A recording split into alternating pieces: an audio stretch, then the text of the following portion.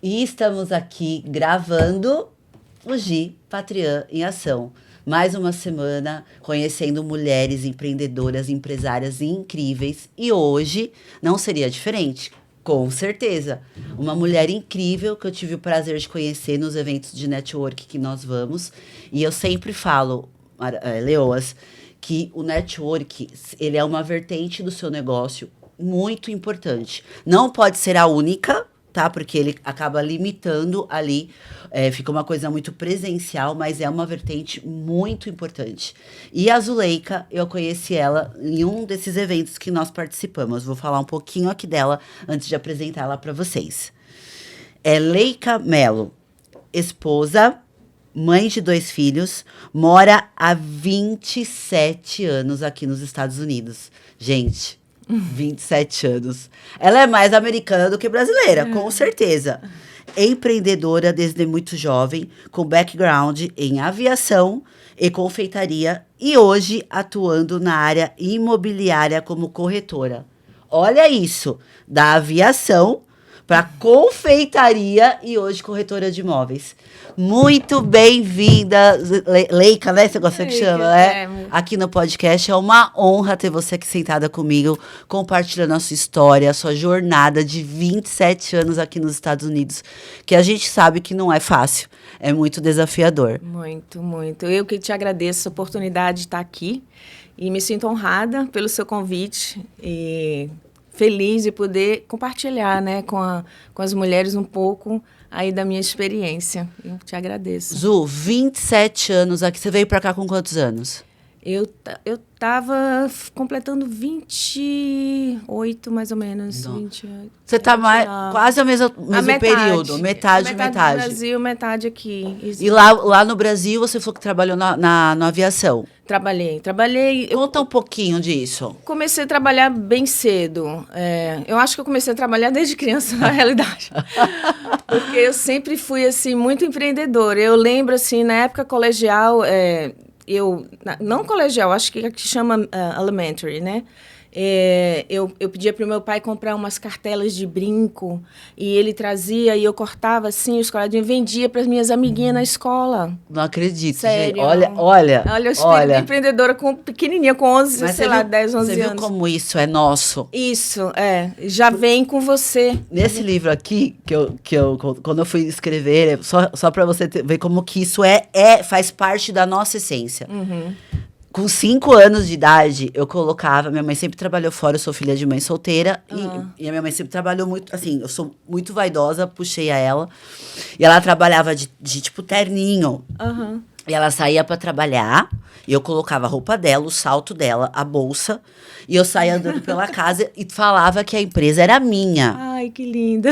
O escritório é meu. Então, quando eu fui fazer o livro, eu comecei a lembrar. Falei, olha como a gente vai cocriando realmente o nosso futuro. Isso.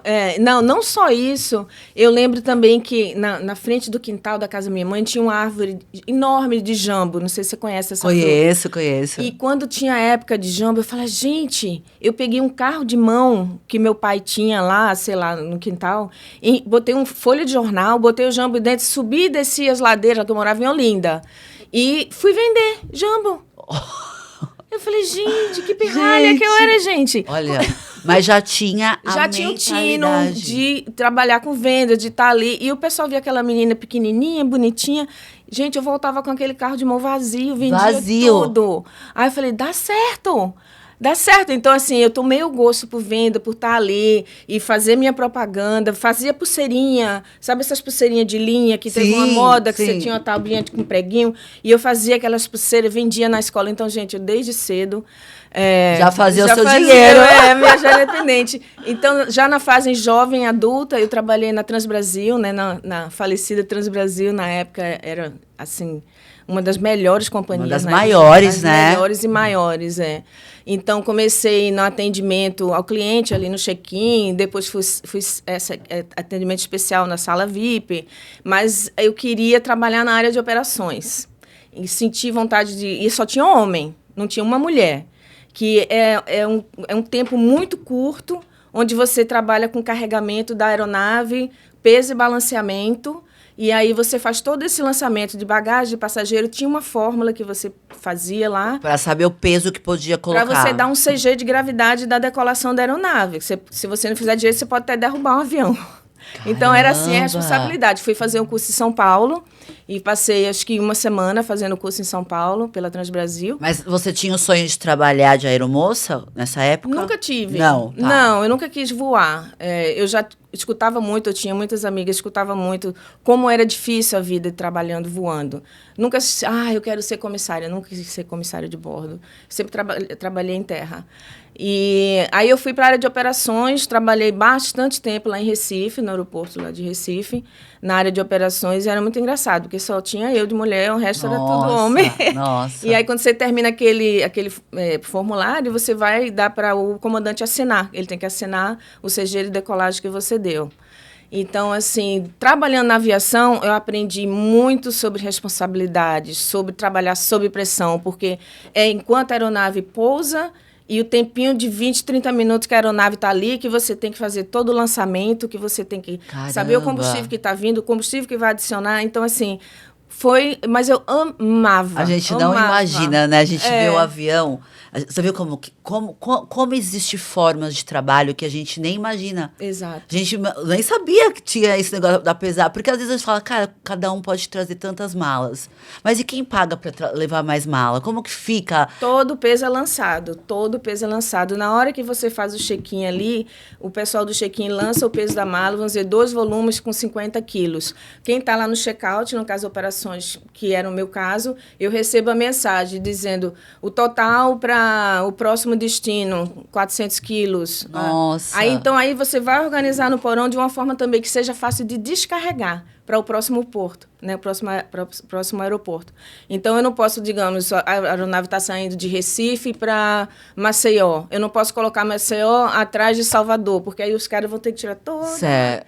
Então, tem que ter toda uma ordem. Isso aí, o pessoal nem imagina. Não imagina. E quanto tempo você ficou nesse trabalho, Zô? Eu acho que eu trabalhei uns 2 anos, mais ou menos, 2 a 3 anos. E o que te motivou a vir fazer essa mudança de país? No início, eu já tinha, minhas 2 irmãs já moravam aqui. Elas já vocês são em 3? Somos em 3. Uma está aqui há uns 40 anos, mais ou menos. Nossa! Bem mais que ela é totalmente americana quase. E a outra, mais ou menos, um pouco mais que eu também, acho que uns 30 e pouco, 35 anos. Então, assim, eu tinha o sonho de vir, né? Eu já tinha vindo passear. E eu tinha o sonho de vir. Então, eu fui, na época que eu trabalhei na aviação, eu fui casada com um comandante da Transbrasil e mudei de Recife para Brasília. Morei em Brasília, onde eu continuei trabalhando no aeroporto lá. Mas aí eu me separei e vim para cá. Você veio solteira para cá? Vim solteira, vim tá. solteira.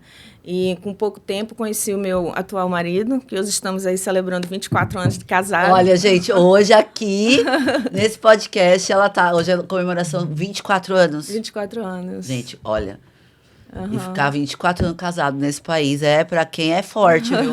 É pra quem é forte. E com americano, né? Com americano. Uma cultura totalmente diferente. Então, assim, desde que eu mudei para cá, como eu já tinha minha irmã envolvida, né, com comunidade americana, ela ia na igreja americana e tudo, eu sempre fiquei muito envolvida com a comunidade americana. Tinha minhas amigas, lógico, do Brasil, que eu conheci lá, né, na vizinhança, que a gente morava na mesma vizinhança, no sul da Flórida, em Deerfield Beach.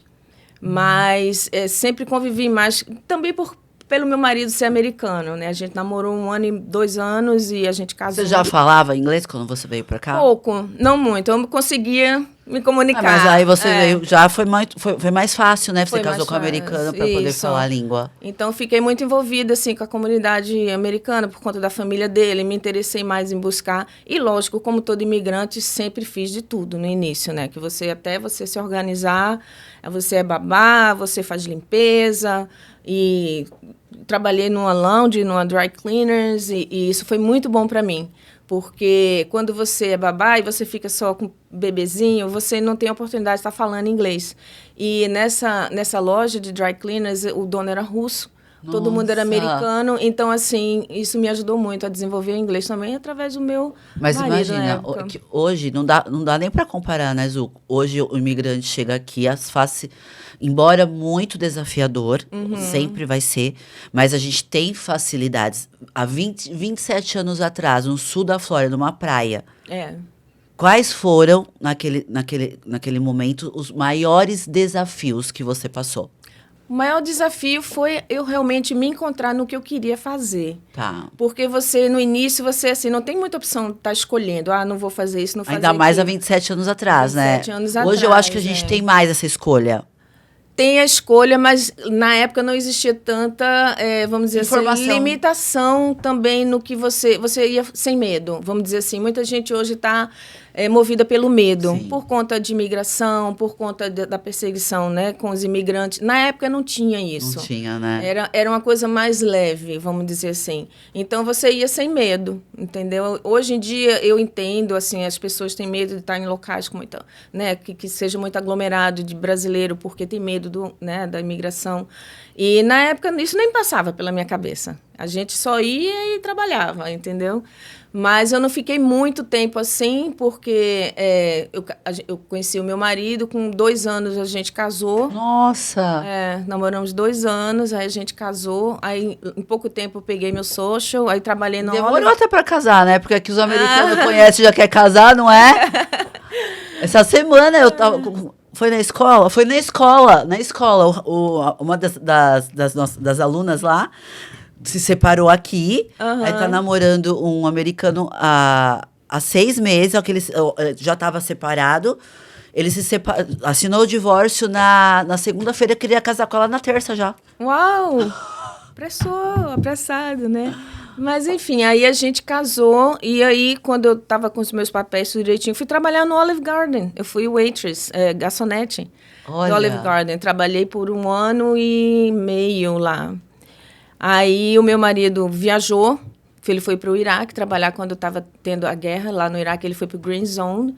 O que é isso, Zô? O Green Zone é a zona verde, onde ficam as pessoas que trabalham na reconstrução. Mas ele não é militar. Não, ele não é militar, ele é engenheiro. Ele foi trabalhar na reconstrução durante a guerra. Caraca. Na época, acho que foi não lembro o ano, 2004. Quanto tempo ele ficou lá? Ele ficou 2 anos. Mas ele voltava? Não, a gente se encontrava na Europa. Ele ficou 1 ano. O primeiro ano foi muito interessante, porque a gente estava pouco tempo de casado, estava com 1 ano de casado, e surgiu essa oportunidade, ele foi. E daí, quando passou, acho que 8 meses, eu fui encontrar com ele em Madrid. E a gente passeou por, 15 dias, e ele voltou para o Iraque, né, para terminar o tempo dele lá. E eu vim para os Estados Unidos. Aí descobri que estava grávida, do primeiro filho.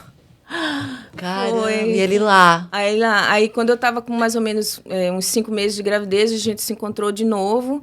A gente passeou por lá em Paris, coisa e tal. E quando eu voltei, eu tive que ficar em bed rest. Eu tive que fazer uma cerclagem na cervix, porque eu estava prestes a perder o bebê, e fiquei de cama. E ele só veio no dia que eu entrei em trabalho de parto. Nossa, caramba! No dia que ele chegou, eu entrei em trabalho de parto. E ficou algumas semanas e voltou de novo pro Iraque. Você ficou sozinha com o neném? Com o bebezinho. Mas, glória a Deus, deu tudo certo. Minhas 2 irmãs moravam na mesma vizinhança. Ah, você estava com elas perto. Tinha minha sogra, que foi um anjo na minha vida. A mãe dele era como se fosse minha mãe aqui. E eu tive uma pessoa que também ficava me ajudando lá. Então, assim, foi difícil ver o primeiro filho, assim, você se vê, né? Sim. Um bebezinho, sozinho. Mas aí, depois de 1 ano, ele voltou e aí a gente retomou a vida. E 4 anos depois tive meu outro filho. Eles têm 4 anos entre um e outro. E ele continuava viajando bastante, né? E então foi o que a gente conversou e resolveu que eu ia ficar em casa com os meninos. Sim, sim. Então, assim, eu mais ou menos que parei tudo foi quando eu entrei com a confeitaria. Porque eu falei, gente, eu não posso ficar parada. Não, nós que temos essa veia empreendedora, a gente não consegue ficar parado. Eu falo, também tenho um filho só, Mas eu vejo nada contra, gente, nada contra as mães que gostam de ficar em casa. Eu acho que isso é muito pessoal e muito individual. Mas nós que temos essa veia empreendedora, somos fazedoras, eu falo, né? Eu acho que é nos matar aos pouquinhos, deixar a gente sem fazer nada, não é? Porque faz parte, você viu, você desde pequena já tinha isso da venda, de se comunicar. Exato. E hoje, os maiores bilionários são o quê? Vendedores. Vendedores, Não usam o termo vendas, mas hoje os maiores, se você for pesquisar, os maiores milionários, bilionários são vendedores. Eu até esqueci de falar da experiência que eu tive no Brasil. Antes de entrar na aviação, eu trabalhava no shopping em Recife. E eu trabalhava em lojas com venda, né? Eu trabalhava com Philippe Martin, Company, na época, que era assim, a super loja que vendia umas mochilas emborrachadas, que era febre, todo mundo queria aquelas mochilas. E eu trabalhei na Mercearia, que era uma franquia de São Paulo, eu não sei se existe ainda. E tinha em vários estados do Brasil. E teve um campeonato entre todas as franquias de vendas. Eu fui o primeiro lugar. Eu tenho a carta até hoje do dono da... Ganhei uma viagem para São Paulo, fui para lá conhecer a fábrica. Você já tem isso na... Não, gente, eu vendia, não é assim, não é empurrar, mas eu sabia como convencer a pessoa. É a comunicação. Exato. É a comunicação, Zô. É a comunicação. Eu vendi, fiquei tão feliz, lembro até hoje, gente, ganhei o prêmio de primeiro lugar, bati as franquias e a loja principal de São Paulo, eu fui a vendedora número 1. Caramba! Eu tenho a carta até hoje, do Mário Iocota, que era o dono na época. Caramba! E como que foi... Agora, você começar... Você já fazia bolo ou você foi desenvolvendo? Não como fazia foi? bolo. Como surgiu a ideia da confeitaria? Surgiu de uma decepção com o bolo do meu filho. Eu falei, gente, como é que uma pessoa que faz bolo... E o bolo tava com gosto estragado, pra você ter noção, nem as crianças quiseram comer. Sério? Foi num local desses que tem pula-pula, não sei o que, coisa e tal. E o bolo, eu falei, gente, paguei caro no bolo, levei o bolo de volta. Eu falei assim, não, vou fazer um curso, vou aprender a fazer bolo, que acho que o único bolo que eu tentei fazer solou no Brasil, que no Brasil não fazia, a gente sempre tem, né, uma funcionária que faz as coisas. E eu falei assim, eu nunca imaginava que ia, de repente, surgir esse talento. Então, eu fiz o curso da Wilton, e aprendi a fazer flores de açúcar, tudo que você imaginar, eu faço. Eu estava num evento, eu não conhecia a Leica ainda, e os bolos dela são lindos, dá até dó de cortar. Além de lindo, é muito gostoso, mas dá dó de você cortar. Porque quando eu vi a primeira vez, eu pensei que era aqueles bolo fake, de tão bem feito que é. Obrigada. Eu fui desenvolvendo, né, a técnica. No início, o primeiro bolo que a gente terminou no curso, a minha professora ficou encantada, adorou o bolo, adorou a decoração, as flores. Eu falei, gente, realmente dá para fazer. Então, eu continuei e deu tão certo. E eu senti uma satisfação tão grande, sabe? Porque você, às vezes, pode perguntar o que a confeitaria tem a ver com a rede imobiliária. Gente, tem tudo a ver, porque na confeitaria você tem que estar muito atento aos detalhes. Eu sou muito perfeccionista. E não use mais isso. Perfeccionista não é bom, mas eu preciso me superar nisso, porque eu fico assim, gente, não tá bom o suficiente, até ficar, entendeu? Então, assim, a gente tem que estar atento aos detalhes, tem que estar atento ao que o cliente quer. Então, se você chega para mim, olha, o tema é princesa, eu quero um bolo assim, então você tem que vir com a criatividade. Às vezes a pessoa eu quero um desse aqui. Aí eu falei assim, olha, eu vou fazer parecido, mas não igual, né? Para não copiar a ideia de ninguém. Sim. Então, assim, eu fui desenvolvendo e comecei a fazer para os meus filhos, aniversários deles, comecei a fazer para gente da família. E quando eu vi que aquilo estava dando certo, gente, tinha fim de semana que eu não parava. Eu falei assim, eu não posso, não está dando tempo mais de fazer, os meninos eram pequenos ainda, né? A bakery abria quando eles iam dormir. Nossa! Então, assim, às vezes eu ficava a madrugada inteira, né? Trabalhando, fazendo os detalhezinhos, se tinha flores, se tinha biscuit, bonequinho, o que fosse. Então, tudo eu tinha que fazer ali na mão. E eu ficava muitas horas acordada. E eu falei, gente, está crescendo muito. E tinha gente que sempre voltava, todo ano voltava. Olha, você... Quando eu disse assim, gente, eu vou mudar para Orlando, que eu morava no sul da Flórida. Ai, meu Deus, Leica, não vai. O que eu vou fazer agora? Com quem que eu vou encomendar? Vou mandar buscar lá em Orlando. Então, assim, deu super certo. Eu amei trabalhar com... Quanto tempo você ficou na confeitaria? Lá no sul da Flórida, eu acredito que uns 8 anos, caramba, mais ou menos. Bastante. É. E você está aqui em Orlando há quanto tempo, Zô? 10 anos. Já está há 10 aqui? 10 anos esse ano. Já passa rápido demais.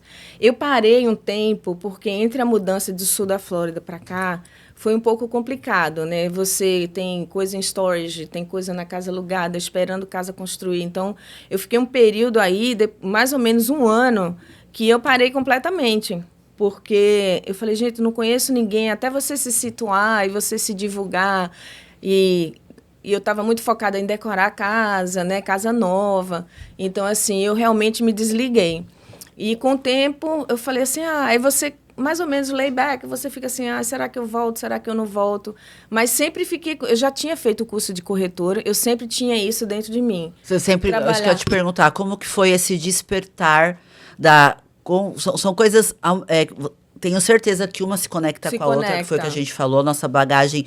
Quando você faz uma transição de carreira, nunca você começa do zero. Não. Você traz a bagagem e vai lapidando. Mas da aviação para confeitaria. E desde quando veio esse despertar para a área imobiliária? Quando você sentiu isso? Quando foi a virada de chave? Bom, eu já tinha feito o curso há muitos anos atrás, quando meu filho era pequenininho. Passei no curso, mas aí, ao mesmo tempo, meu marido recebeu uma oferta e a gente mudou para Califórnia. Tá. Você morou na Califórnia também? Morei na Califórnia, foi. A gente ia ficar lá 2 anos, que ele ia trabalhar num projeto lá. E aí eu não continuei, não quis tirar a licença, porque cada estado é uma licença diferente, né? Então a gente foi, meu filho tinha 1 aninho e meio na época. E é uma fase bem complicadinha, né? Que requer muita atenção. E aí... a gente ficou lá, em vez de 2 anos, a gente ficou 1 ano só. Tá. E voltamos para o sul da Flórida. A gente não chegou a desfazer da casa, nem nada. E voltamos para o sul da Flórida. Mas daí foi quando eu comecei com a confeitaria. Foi quando eu tive essa ideia. Eu falei, gente, eu posso fazer. E eu faço de casa, já que eu tenho que ficar aqui. Com as crianças. Com as crianças. Então, assim, foi quando eu comecei com a confeitaria. E, ao mesmo tempo, me dava prazer, porque na confeitaria você faz parte de um momento muito especial da vida das pessoas. Do sonho, né? Você tá ali e você saber que o bolo é o centro da atenção, é um momento especial e que vai se perpetuar, porque você tira foto, fica na família. Exatamente. E todo mundo canta parabéns no bolo. Isso traz uma realização pessoal muito grande. E quando eu entregava um bolo, eu não entregava só um bolo. Às vezes eu queria estar lá no aniversário, sabe como é que é? Para ver a alegria das pessoas. Olha que bolo lindo. Eu tive buffets no Brasil. Você teve? Tive 2 buffets infantis e um social. Então eu entendo o que você está falando. Dá uma realização, uma alegria, né? É um sonho, né? Exato. Porque o bolo é o que você falou. Por mais que tenha a festa. O bolo eu lembro. Foco. E eu lembro. Agora você me fez lembrar de uma coisa. Abri um parênteses aqui. Falando do bolo, teve uma festa dezembro, no meio de novembro até 22 de dezembro, era uma loucura de festa. Tipo, tinha festa praticamente de segunda a segunda. Uau. E a gente tinha que passar, chegava na segunda-feira, a gente passava pra boleira todos os bolos da semana. Uau. E a minha funcionária, sexta-feira à noite, cadê o bolo? Oh, my gosh. Tinha entregado todos os outros, menos o da sexta-feira. Quando a minha colaboradora foi olhar, ela esqueceu de passar. Uau. Leica do céu. O que faz? Não tem Publix. Tipo assim, faltava 1 hora pra cantar parabéns. Você realize que... Porque o que aconteceu? Foi falta de atenção dela. Lógico, na hora... Eu só queria resolver o problema, depois eu sentei e conversei com ela, mas eu entendo que era muita festa e realmente, sabe, é muita responsabilidade. Você lida com os sonhos das pessoas. Isso. Eu peguei o meu carro, graças a Deus, lá em São Caetano tem uma churrascaria que chama Vivano. E ela tem os bolos prontos. Ah, tá. E tinha e graças a Deus o dela era o de brigadeiro, que é um bolo fácil de encontrar. E o do Vivano era muito parecido com o que a minha boleira fazia. Aí eu peguei o carro e fui atrás, porque como que a gente vai falar pra mãe que não tem o bolo? Mas ainda bem que não era bolo temático, né? Não era, porque o que acontece do buffet, a decoração tem os bolos fakes. Ah, verdade. Então o bolo que vem é o bolo de corte. A gente canta parabéns com o bolo. Mas tinha mães várias vezes que trouxe o bolo igual ao seu. Que ela queria o bolo verdadeiro em vez do bolo fake. Muita gente faz, Mas eu tenho o bolo, foi o que você falou, ele faz parte, ele perpetua a festa. Isso. Eu ainda pensei uma época em fazer bolo fake, mas eu falei, não, acho que não é muito meu tino, não. Eu gosto mais de fazer e a pessoa comer, sabe, nossa, o bolo é gostoso. Então, eu gosto de fazer parte da whole package, como eles chamam aqui. Sim. Então, assim, na confeitaria encontrei essa oportunidade de estar criando meus filhos estar em casa. E empreender. Não ficar parada, porque trabalhar na área imobiliária enquanto eles eram pequenos não era muito viável. Porque Você tem que sair, você tem que né? sair, você tem que estar na rua, você tem que estar... Então, assim, não era época ainda, vamos dizer, né? Eu tinha esse compromisso com eles e glória a Deus que eu podia fazer isso enquanto meu marido era o provedor, né? Sim. Então, assim, ficar em casa com eles, assim, não me arrependo mais nem um segundo, assim... Todas as memórias, tudo que eu ensinei a ele, porque eu entendo que muita mãe não tem essa oportunidade, não pode. Infelizmente, tem que trabalhar, ou gosta de trabalhar, ou se realiza mais no trabalho. E está tudo bem, né? Cada um se realiza de uma forma.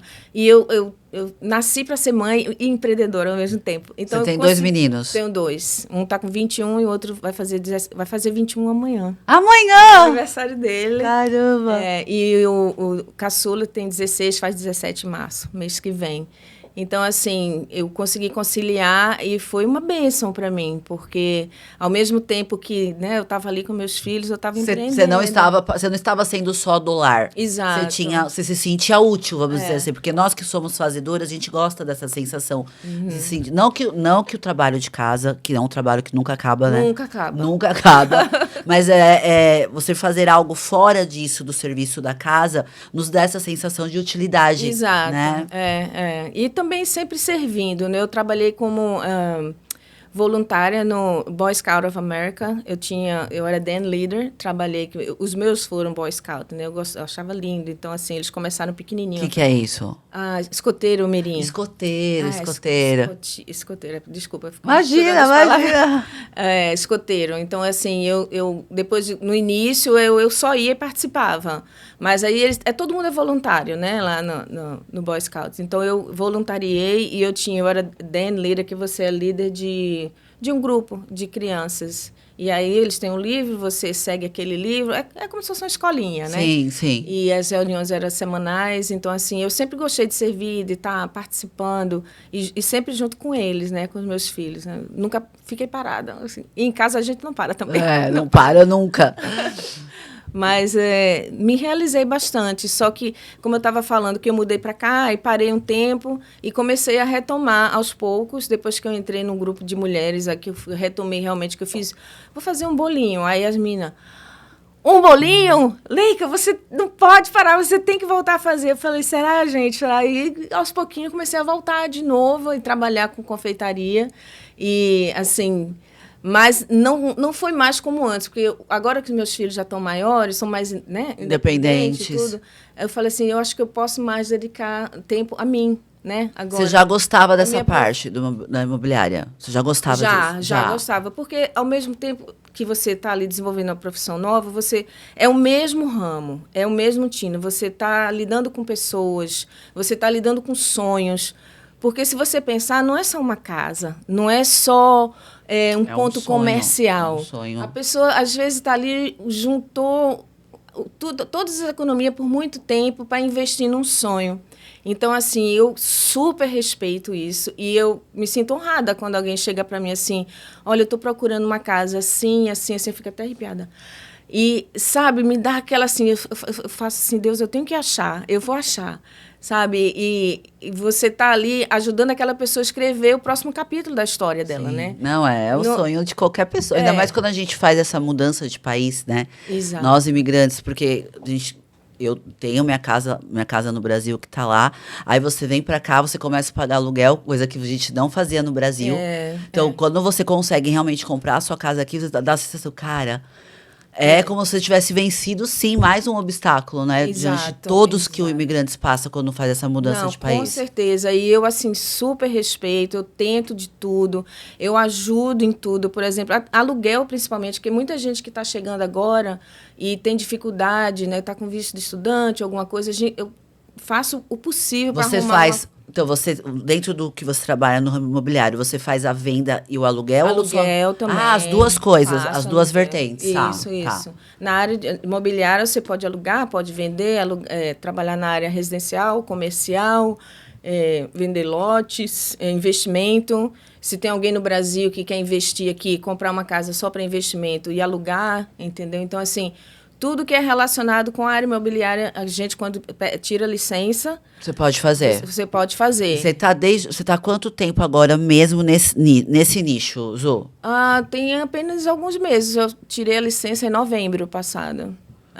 Mas você já não tinha tirado lá? Não, eu passei no curso. No curso, tá. Aí tá. depois você vai e faz o teste do estado. Tá, Aí o curso vale por 2 anos. Tá. Depois você passa no curso, que são 3 horas de prova também. São 60 horas Caramba. de curso. 60 horas, requisição do FREC, né? Que regulamenta o real estate aqui. São 60 horas e você faz o teste no curso. Você tem que passar no curso. Certo. Com essa aprovação do curso, aí você pode marcar o seu teste no estado. Aí você vai ficar... A prova dura 3 horas. Tá. E você não pode levar nada, nem caneta, eles te dão tudo lá. É bem, sabe, assim, faz check de tudo, olha aqui atrás para você fazer a posição. 3 horas de prova, bem difícil. Ai, glória a Deus, eu passei na primeira. Olha só. Estudei bastante. E daí, quando você passa, né, com 24 horas depois você vai receber, 24 a 40 horas você recebe aí a sua licença, e a sua licença vem inativa. Aí, para você ativar a sua licença, você tem que ir para uma corretora. Tá. Achar um broker. Tá. Não sei como seria broker no Brasil. Seria a imobiliária mesmo. Você tem que estar trabalhando under broker. Tá vinculada com uma imobiliária. Isso, você tem que estar... Você não trabalha independente. Você trabalha under broker. Você tem que ter uma imobiliária. Você pega a sua licença, você escolhe. Você não pode ser, tipo, que nem no Brasil existem os corretores autônomos. Aqui não pode. Eu não sabia. Tem. Não, aqui você tem que você trabalhar pode tirar abaixo o Cresce do broker. E aí você pode fazer pegar... Então é diferente, não sei como é lá. Aqui você tem que estar abaixo de um broker. Ele é responsável por tudo que você faz. Se você fizer alguma coisa errada, aí você vai passar pela avaliação dele também se ele te contrata, isso? A gente entrevista o broker. Porque quando você tira a licença, eles entrevistam a gente entrevista ele. Porque assim que você pega a sua licença, você recebe 458 e-mails de todas as corretoras querendo que você vá para lá. Sério? Porque você é o seu own business. Eu não tenho que estar lá no escritório. Eu não tenho que dizer... Se eu não vender nada, não vendi nada. Mas quando você vende, o broker ganha alguma porcentagem? Ganha comissão, ele ganha porcentagem. Então, é assim que funciona. Alguns escritórios cobram uma mensalidade. Você pode ir para o office, se você quiser, todo dia, ou não. Se você fazer um close... Você não tem a obrigatoriedade de estar lá. Não. Você trabalha de casa, você trabalha viajando, você faz o seu horário. E se você quiser estar no escritório... Agora, eles te dão super suporte. Dá treinamento, eles têm... Toda sexta-feira tem reunião lá, então te ajudam, coisas novas no mercado imobiliário, eles estão sempre dando update para você, fazem vídeos para você colocar no seu Instagram, tem a parte de marketing que vai te dar uns vídeos para você postar no Instagram, na social media que você tiver. Então, assim, você tem todo um suporte quando você está dentro de uma corretora, né? E você tem que estar, por lei, você não pode trabalhar sozinha. Mas alguém me falou que depois de um tempo você pode sair e virar um broker, depois de 2 anos. Depois de 2 anos trabalhando para o broker, você vai fazer uma prova. Outra prova? Outra prova, Então, você faz essa prova, são 60 horas, agora eu não estou lembrando. E daí você vai para o estado e faz outro teste no estado. E aí você pode se tornar uma broker? Aí eu posso me tornar uma broker. Aí, para você ser broker, você tem que ter um office. Pode ser um home office, mas tem que ter um office. Eu, como sales agent, que eles chamam aqui, que é corretora, né? Sim. Agente, aqui eles chamam de sales agent. Eu não preciso ter. Porque eu já estou trabalhando under broker. Né? Mas o broker, ele tem que ter um office. É por lei, ele tem que ter um office e tem todos os corretores abaixo dele. Porque ele seria a empresa, né? Isso. Até para ele receber comissão e todas essas coisas, né? Então, quando você entra em contrato com eles, aí a sua licença fica válida. Eles validam, aí o Estado valida a sua licença. Então, tem todo um processo. Você precisa do broker. Você tem a licença, mas se você não tiver o broker, você não consegue atuar. Não, é inativa. Ela fica inativa. Você não pode vender, não pode comprar, não pode fazer nada. Então, assim, você tem que estar porque eles têm que estar debaixo de um broker. E você falou que está efetivamente faz alguns meses. Isso. Quais foram, nesses meses, os seus primeiros desafios nessa nova profissão. embora tenhamos falado que você traz a sua bagagem desde lá, de pequena, já vendendo as suas pulseiras, as suas coisas. Mas hoje, foram nichos muito diferentes, embora se relacionem. Mas aqui, quando você está aqui hoje, como Real Estate, né? Uhum. Qual foi os maiores desafios que você está sentindo nesse momento? O maior desafio, na realidade, no início, você fica aí agora para onde eu vou, né? Como que eu vou começar a fazer lead, que eles chamam, né? Conseguir trazer clientes, os leads, clientes. Então, assim, a gente faz um one-on-one, que é uma entrevista com o broker, que ele conversa com você, te dá toda a dica, ele bota um plano para você, como você começar. Mas toda a captura é responsabilidade sua? Minha. Tá. Ele não te dá nada na sua mão, você que vai correr atrás. Ele vai dizer mais ou menos o que você pode fazer. E aos poucos, conversando com outros corretores que já têm mais experiência, eles te dão dicas muito valiosas também. Perfeito. Então, uma fala, você devia fazer isso. Até o próprio professor, na aula que eu fiz aula presencial, ele falou assim, no início realmente você fica, e agora, para onde eu vou? Vai em casa modelo, faz vídeo, posta, mas o principal é a sua rede de amizade e família, é onde começa, é você sentar, fazer uma lista, divulgar para todo mundo, olha, tirei minha licença, tá aqui, se você precisar de alguma coisa. Mas você sabe que você sabe que os próximos não é os que menos vai comprar de você, né? Nem tanto, viu? Nem tanto. Às vezes, porque o difícil é o seguinte, que muitas das pessoas que vocês conhecem, ou eles não estão comprando nada agora, ou eles já tem um corretor na família. Tá. Então, assim, já conhece alguém, entendeu? Então, quem está chegando agora é bem complicado. É um pouco desanimador no início. Mas você pode persistir. Eu não sou de desistir fácil. Eu sou de desafio. Sim. Então, assim, vai dar certo, vai dar certo. Eu sei que você não consegue venda assim nos primeiros meses, inclusive pela sua própria inexperiência, né? Você vai lapidando, né? Sua fala, sua narrativa. Exato. Então, assim, mas eu sei que vai dar certo. Então, eu tenho isso, assim, eu sinto. Então, assim, já consegui fazer alguns aluguéis. E para o início, até um amigo meu falou, nossa, Leica, isso aí, muito bem, porque tem gente que tira a licença e nem registra com o corretor. Tive uma amiga minha, eu conversei com ela, eu não sei para onde ir. Aí eu falei assim, vai em 2, 3 imobiliárias e você entrevista o broker. O que é que você tem para me oferecer? Como é que você vai me ajudar no início? Porque, na realidade, o interesse é do broker te ajudar a você ter sucesso, né? Porque ele vai receber sem fazer nada, né? Exato. Então, assim, você tem que ir e com as perguntas já, né, certas do que vai fazer lá, do que vai acontecer com você. Então, assim, eu me encontrei muito e estou amando onde é que eu estou na WRA, estou feliz lá, o pessoal tudo brasileiro, o pessoal muito acolhedor. Eu acho que eu tenho a Sônia Mortari, acho que ela é dessa...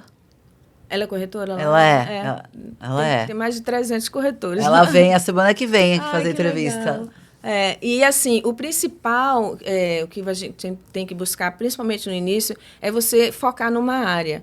Por exemplo, residencial. Tá. Por exemplo, comercial ainda não estou mexendo com isso. Então, eu vou focando no residencial. Ficar muito boa naquilo, né? Exato. E na região que eu moro, né? Como eu conheço bem... já trabalhei, nem falei que trabalhei na Disney, trabalhei na Disney um ano e meio. Então, assim, conheço bastante a área onde eu moro, em Winter Garden, conheço essa área aqui toda de Orlando. Então, assim, você se especializar nessa área que você mora para tornar mais fácil você ajudar o seu cliente, o prospecto, sim. Para você encontrar o imóvel para a pessoa. Mas é por isso, Zu, que é o que a gente estava falando nos bastidores, antes de começar a gravação. O que eu tenho... Eu sou estrategista de posicionamento digital. Uhum. E o que eu percebo aqui, da maioria das pessoas que trabalham ou de real estate, ou de financiamento da casa, ou relacionado a imóvel, ou até outras coisas mesmo, crédito, já fiz cálculo com várias pessoas. O depender de indicação. Foi o que a gente falou, o network, ele é muito importante. Isso. E ele é uma vertente que tem que fazer parte do seu negócio. Só que eu não sei o que acontece aqui com os empreendedores, empresários daqui. que não entende que é isso aqui que você tem na sua mão. É uma ferramenta muito poderosa. Você posicionado, você com narrativas corretas, quando você entende para quem você quer falar, qual que é o seu público-alvo. Meu público-alvo vai ser mulheres ou homens de 40 anos mais, casados, Então, a gente desenha tudo isso. E aqui vai chegar a maioria dos seus leads. Isso. Porque você pode vender para a Flórida toda? Para a Flórida toda. Então, porque, lógico, hoje você está crescendo, você falou, tenho que me especializar, ficar muito boa na minha narrativa, mas por que ficar preso só aqui? Entendeu? Se você pode ir para outros lugares usando essa ferramenta. Exato. Mas na área de imobiliária, assim, é porque tudo requer muito detalhe. Você tem que ter o conhecimento. Porque quando a gente faz o curso, apesar de ser muita coisa que você aprende, o livro dessa grossura... É teórico. É teórico e vamos dizer assim, um pouco superficial, porque é muito além daquilo. Tem muita papelada, tem muito detalhe, tem muita lei. Então, você tem que estar realmente atenta para você não errar por falta de atenção. Porque mesmo que você erre por falta de atenção, você é punida nessa área. Então, se eu fizer alguma coisa errada por falta de experiência, eles não vão perdoar. Um exemplo de um erro assim que pode te prejudicar. Vamos dizer que eu estou fechando uma venda e eu esqueci de fazer um disclose, como é que se fala disclose? Falar alguma coisa que a casa tinha, algum problema para o cliente. Porque você tem que disclose, você tem que ser verdadeira, você tem que usar tudo. E vai que depois ele descobre, eu posso ter problema com disciplinar, né, com o FREC. Então, assim, se você esquecer de pegar o disclose do HOA, que é uma das coisas mais importantes, que é o Homeowners Association, que é a mensalidade. Na hora do close, o cliente, 3 dias antes, ele pode cancelar. Falar, não sabia que tinha um HOA, um membership. Mas o que é isso? Que mensalidade? É a mensalidade que você paga por condomínio, quando você mora no condomínio. Então, tem muita regrinha, muita coisa que você tem que estar o tempo inteiro atenta. Você tem que fazer um checklist enorme de muita coisa. Então, enquanto eu não me especializar numa área, assim... a própria, quando você vai na corretora, ela pergunta, aqui estão todas as áreas. Investimento, residencial... e ela te apresenta, ela mostra tudo, ela conversa com você. E ela, qual área que você acha que você se identifica mais para você começar? Entendeu? Aí eu falei assim, não, eu quero focar na residencial agora. Porque tem área que é só pessoas que querem comprar para investir. Quem trabalha comercial é um nicho totalmente diferente. Mas a área de investimento são casas também, certo? Também, residência. Investimento residencial caminham juntos. Mas vamos dizer, a compra de shopping, salas comerciais, é completamente diferente. Então, assim, é uma área que também eu posso me especializar depois, né? Ou tentar fazer junto, mas eu me conheço, eu quero primeiro... Não, mas todo o começo, o ideal é você tá realmente no caminho certo. Isso. É você focar no primeiro, naquilo, não, residencial que combina mais comigo, ficar muito boa... naquilo, e aí você abre o seu leque, entendeu? Isso é em qualquer lugar. No Instagram, a mesma coisa, quando você está crescendo a sua autoridade, o que eu vejo muito aqui, as pessoas, eu pego muita bio, eu faço 3, 4, você entra na bio da pessoa, ela faz 3, 4 coisas. Aí chega um lead, aí é o que a gente estava falando de tráfego. Aí a pessoa faz tráfego pago sem estar posicionado. Tem uma bio, eu faço 3, 4 coisas. Não adianta nada. A pessoa vai chegar ali, o lead vai chegar através do tráfego que você pagou, ele vai olhar sua bio, mas peraí, ela faz o quê? Ela faz isso, aí ele não se conecta, às vezes ele nem segue, ou ele fica ali, mas não se conecta com você. Então, eu acredito que no que você está falando, é a mesma coisa, deixa eu focar no residencial, ficar muito boa nisso, e aí você abre para os outros. Não quer dizer, se alguém chegar assim, eu estou procurando um espaço comercial. Lógico. Lógico que eu tenho todo o suporte, né, da minha corretora, que eu vou dizer, olha, eu estou com um cliente, ele está procurando, me dá uma ajuda, entendeu? E lógico que a transação vai fluir. Você precisa pagar alguma mensalidade para o seu broker ou não? Paga, geralmente você paga. A mensalidade é pouca coisa, mas geralmente paga. É muito raro que um office não cobra uma mensalidade. Para você estar vinculada. Office. E aí também tem todo um apoio por trás, né, que eles dão para você, de treinamento, de reuniões. É muito bom, é muito bom. Eles realmente seguram na sua mão, assim, sabe? Assim, Isso vamos é bacana, lá. isso é bacana. Isso é bacana. Bom. E você se encontrou nessa área? Me encontrei. Deixou a sabe? confeitaria? Tô deixando. Ela tá indo assim, de ladinho, sabe? E porque dá para conciliar, por enquanto, né? Dá para conciliar, porque você faz o seu próprio tempo. Mas eu acho que vai ficando um pouquinho para trás. É porque é uma paixão, né? A gente, quando tem uma paixão pela coisa, tem o dom, né? Que todo mundo diz, tem o dom. Então, assim, mas eu tô amando, porque além de eu estar lá fora agora, né? Porque a confeitaria eu tô dentro de casa. Então, agora, com essa grande diferença, eu ter que fazer vídeo, tá ali mostrando meu rosto no Instagram, porque geralmente eu faço vídeo dos outros, né? E ter que estar fazendo network, e coisa que eu amo, né? Vamos dizer assim, eu falei, gente, me achei, tô no meio de gente agora. Você conheceu? Conhecendo gente. E, assim, tô amando. E encontrando sonhos pra pessoa. Agora há pouco mesmo eu encontrei uma casa para uma amiga minha, que foi, assim, resposta de oração. E a gente não esperava. E aconteceu. Eu falei, gente, nem acredito que eu consegui achar a casa do jeitinho que ela queria. Acho que eu fiquei mais feliz que ela. E você já tem... eu sei porque eu tenho entrevistado muitas pessoas, ou que tá vendendo casa, ou que faz o financiamento. E eu sei que um tá relacionado com o outro, né? Você já tem parceiros da parte de financiamento, do financiamento? Trabalho, a gente indica, né?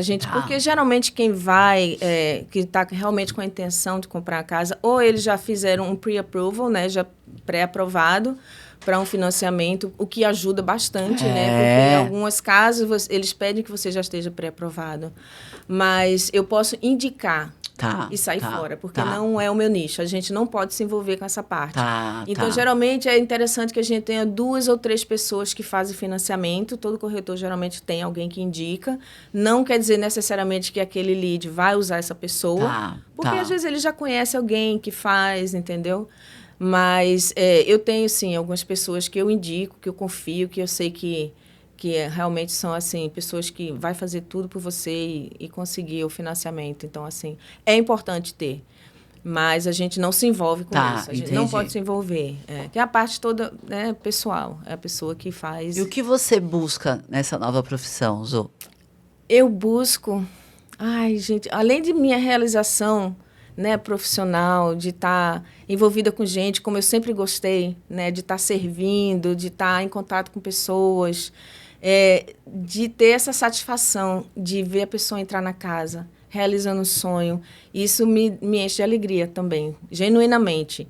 Né? Muita gente fica assim, de olho na comissão, mas, olha, a alegria que eu senti, sério mesmo, quando eu dei a notícia para essa minha amiga que ela tinha sido aprovada no aluguel, gente, olha, foi maravilhoso. Uma vitória, né? Foi maravilhoso. Então, assim, é uma realização pessoal, né? E a continuidade de fazer parte de um momento muito importante, na mesma coisa que era na confeitaria, no mesmo momento que era na aviação, que eu ficava naquele momento ali, na correria, na pressão. Então, eu aprendi a trabalhar com pressão, que agora a gente também, quando você é aprovado, aí vem papel, vem documento, e tudo tem deadline, né? Que é o tempo, né? Que a pessoa tem que tem fechar. O tempo também. Então, você tem que ser super organizada. E quando eu trabalhei para a Disney, eu fui intencional quando eu trabalhei para a Disney, eu trabalhei part-time lá. Eu falei, gente, eu acho que eu vou pegar um part-time.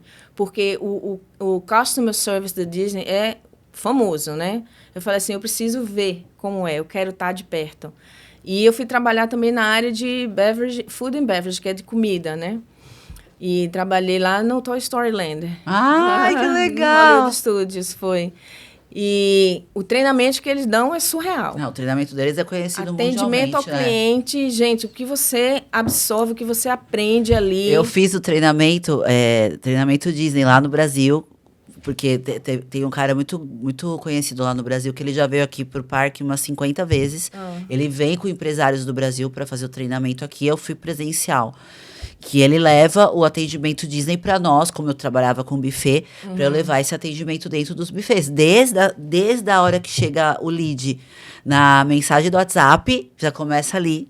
E eu apliquei tudo isso. Foi ali que eu comecei a triplicar o faturamento do buffet. Eu recebi 2 prêmios consecutivos de melhor buffet de São Caetano, em 2023 e 2024. Não, eles são surreais, gente. A Disney, assim, você realmente entende a a fase, a grandeza, né? O customer service, atendimento ao cliente, né?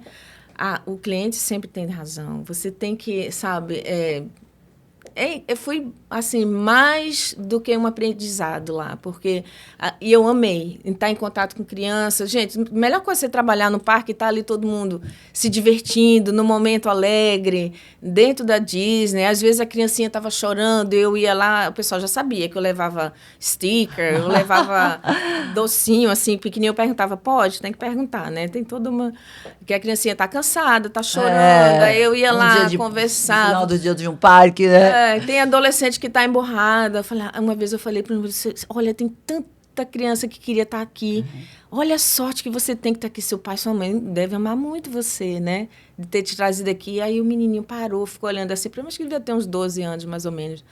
Aí ele estava bem emburradinho. E eu estava lá fora, só, né, atendendo o pessoal para entrar. Aí eu falei assim, nossa, mas seu pai e sua mãe devem amar muito você, de trazer você aqui, né? É o sonho de gente do mundo inteiro que está aqui. O menino mudou o semblante. Então, assim, o pessoal lá, a supervisora, sabia que eu adorava ficar lá fora conversando. Ele sempre ia, bota Leica, para conversar com o pessoal. E eu não importava com calor nem nada. Então, assim, na área de mobiliária, você também está sempre em contato. Você também está atendendo às necessidades da pessoa, né? Você tem que achar daquela forma a casa assim. E você está focada no público brasileiro? Por enquanto, estou focada no público brasileiro. Tô focada. Porque você fala inglês fluente, né, Leica? Falo. E por que não buscar o público americano? Qual que é mais fácil, você acha, para trabalhar? Olha...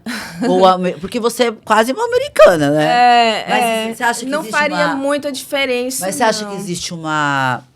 Não sei se seria essa a palavra correta, discriminação do americano procurar algum americano para comprar a casa para ele? Não acredito que não. Não. Eu não sei porque ainda não cheguei a me envolver com a imobiliária americana.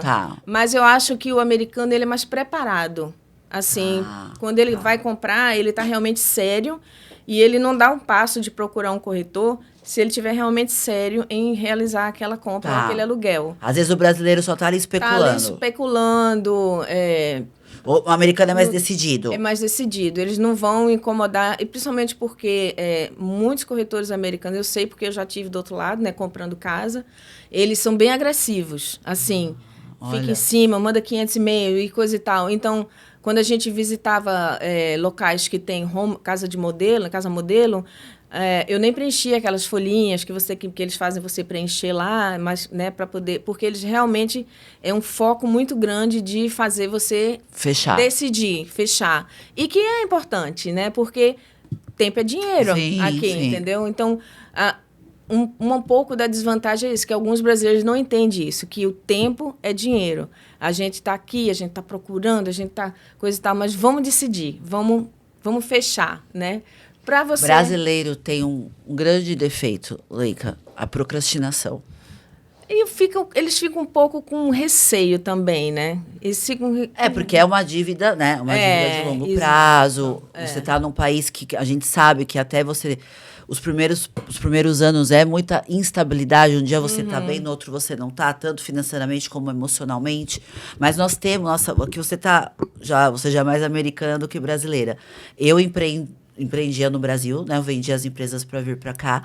E a mentalidade, a gente sabe, tanto porque é uma diferença grotesca de um país para o outro. Exato. A mentalidade. Cultura, Então, se o brasileiro, eu falo, se ele não, ele pode mudar de planeta. Se ele não mudar a mentalidade dele, ele não vai prosperar, não vai se tornar uma pessoa próspera. E isso se aplica em todos os ramos da nossa vida. E até na compra de uma casa. Então, a gente percebe, eu vejo que eu trabalhava com festas, conforme eu te falei. É muito legal quando você encontra uma pessoa decidida. Não, eu quero essa, eu quero comprar uma casa. Custe o que custar, mas eu vou comprar. Eu decidi. É uma decisão. É uma decisão, E o brasileiro, ele tem mania de... Agora choveu, deixa passar chuva. Tá inverno, deixa passar o inverno. Verdade. E aí foi o que você falou, vai passando o tempo e o seu tempo também.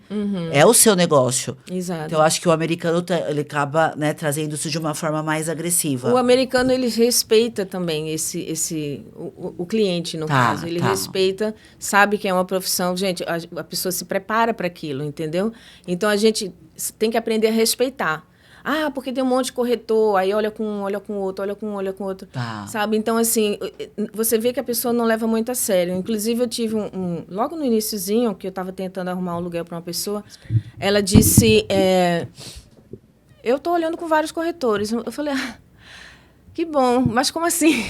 Tem diferença de vamos supor, quero comprar uma casa, logo mais, se Deus quiser. Você é corretora e o outro corretor, tem diferença? Vocês conseguem, como que eu posso colocar melhor essa pergunta? O acesso à listagem? Acesso à listagem, me falaram que é a mesma listagem. É a mesma listagem. Mas em relação à porcentagem, a sua porcentagem, você consegue melhorar? Isso aí é tudo negociável. Não existe um teto, não existe... em vendas, por exemplo, tudo é negociável com o broker, com o seller, com o corretor do seller, porque eu posso estar trazendo um buyer e eu posso listar uma casa. Aí eu sou parte do seller, do vendedor, né? Então, existe a corretagem da parte do vendedor e tem a corretagem da parte do buyer. Então, eu posso trabalhar com um ou com o outro. Certo. Por exemplo, você tem uma casa, você quer vender, vou listar com a Leica. Ela conhece muita gente, ela sabe divulgar, vai vender rapidinho. Vamos supor, eu quero tanto, não quero X numa casa. Isso eu quero na minha mão. O que você conseguir a mais é seu. Não pode, isso não existe. Não existe. Não, a gente trabalha com comps. O valor da casa vai ser comparado com as vendas da casa da sua redondeza, da sua vizinhança. E essa comissão, ela é negociável, mas isso aí é contra a lei. Nossa, então, mas é que no Brasil acontece muito isso, né? Eu quero, sim, tipo assim, eu quero tanto. Tipo, quando eu vendi meu apartamento lá, eu falei, eu quero, vamos supor, 600 mil. O que ele pegasse acima daquilo era dele. O tanto que ele me repassasse o que eu queria na minha mão. Aqui você está em trouble. Se você fizer isso, é contra a lei. Tá, então, em cima do valor, vamos supor, 600 mil uma casa, que eu coloco a venda, uma casa minha. A porcentagem tem que sair desses 600 mil. Vai variar entre 3% a 6%. Tá. Você vai entrar em acordo com o seu seller, olha, 6% é de comissão. E aí eu vou dividir essa comissão com o outro corretor que está trazendo o buyer, que está trazendo o, né? Então, geralmente fica aí uma média de 3, 2. É tudo negociável, não existe um teto, assim. Eles não permitem que exista um teto. Tem que ser 4%. Então, por que essa pessoa estava vendo com vários corretores? Hoje existe até um contrato, porque antigamente não precisava ter contrato. Então, você hoje em dia tem que fazer um contrato de compra e venda e você fica fica preso com esse corretor. Porque o que acontecia antes de existir isso, acho que tem uns 2 anos, mais ou menos, que começou a acontecer. Quando o corretor passava semanas mostrando casa, pega o cliente, vai em 450 casas, mostra, não sei o quê. Aí a pessoa sumia e comprava com outro corretor. Então, assim, eles chegaram a uma conclusão de que deveria existir um contrato. Enquanto você está dentro desse contrato, você não pode comprar com outro corretor. Só com esse que está com você. Olha, interessante. Só com esse que está com você. Então, não existe mais isso, entendeu? De você perder tempo com a pessoa, a não ser que você não ache nada nesse período de 6 meses. Aí o contrato acabou, aí ele vai para outro corretor, entendeu? Aí você tem aí um período de 6 meses, mais ou menos, ele assina e você fica com esse fiduciary contrato com a pessoa. É eu e você. E eu, dentro desse contrato, eu vou ter que achar para você. Tem que achar para mim, não. Se não achar, ou se não vender, no caso também para compra e venda, né? Se a casa não vender, ou por conta do mercado, ou porque não deu sorte, acabou o contrato, você pode tirar do mercado, você não paga nenhuma multa. E você tira ela do mercado, ou acaba o contrato com aquele corretor e vai fazer com outro corretor. Então, assim, hoje em dia existe esse contrato para a própria proteção dos corretores. Sim, não, tá certo, tá certo. Zu, já deu 1 hora que a gente tá falando, você acredita? Uau! Mas eu quero que você, pra gente finalizar, me fala quais os passos da Leica para 2026.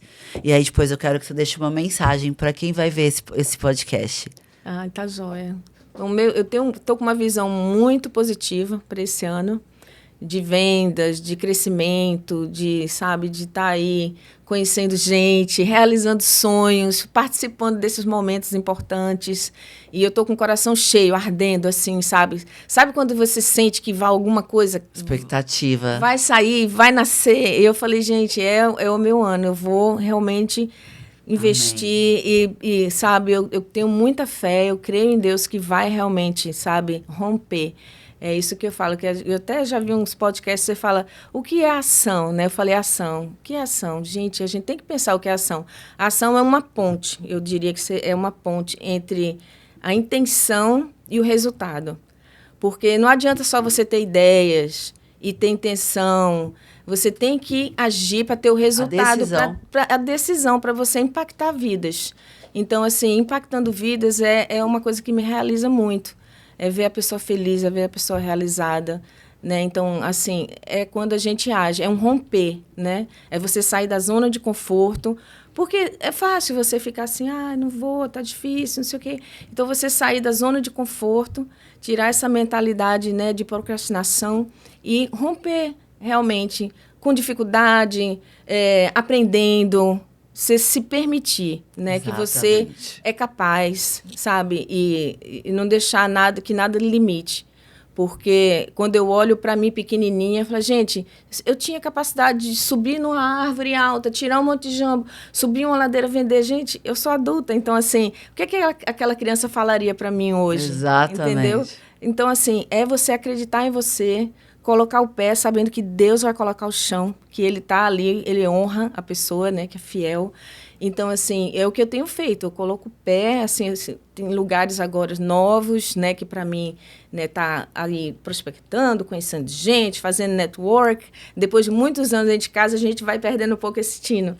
Mas tá lá guardadinho e tá nascendo, tá fluindo de novo. Então, olhando lá para a câmera, Leica, quero que você deixe uma mensagem para todas as mulheres empreendedoras, empresárias que vão ver, mas para aquelas que também não são ainda e que têm medo de sair da zona de conforto. Tem medo porque muitas, quando ficam muito tempo em casa, elas perdem a sua identidade. É verdade. E para retornar, elas ficam muito inseguras disso. Quero que você deixe uma mensagem. Eu sei que você é uma mulher cristã, tá sempre falando de Deus, de Cristo. Eu quero que você deixe uma mensagem para essas mulheres. Então, olha, não deixe o medo te paralisar, porque eu fiquei um tempo nessa paralisação, porque é isso que o inimigo quer. Ele quer te paralisar, porque quando seu propósito é muito grande, ele vai fazer você sentir medo.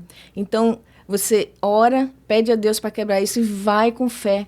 Põe o pé, acredita em você, você é capaz, você já nasceu com esse propósito, você é forte, Deus te criou forte.